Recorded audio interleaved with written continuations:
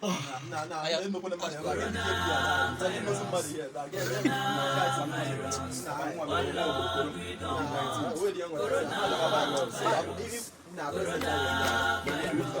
God, came for you hold the key.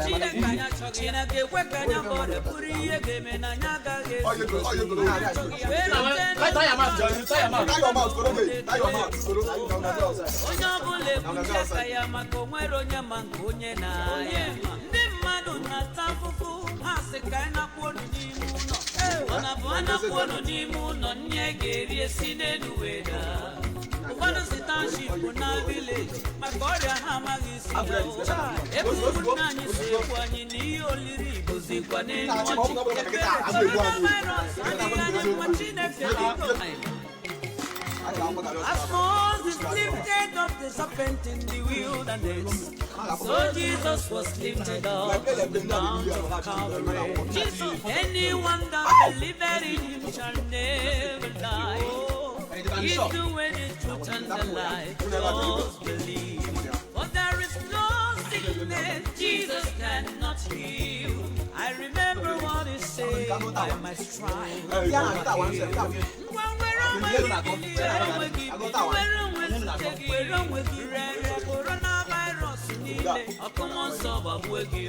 We don't need coronavirus.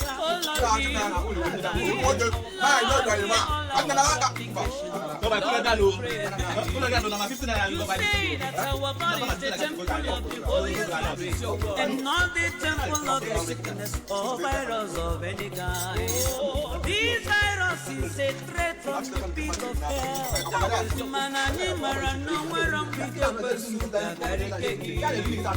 Arise, O Lord, let your enemies be scattered. Do what only you can do so that Corona will go. Jehovah, arise. If you stretch out your 7 hands upon us, this virus will vanish. Sure, unto the Lord, I lift up my soul. Let me not be ashamed of my enemies. Corona,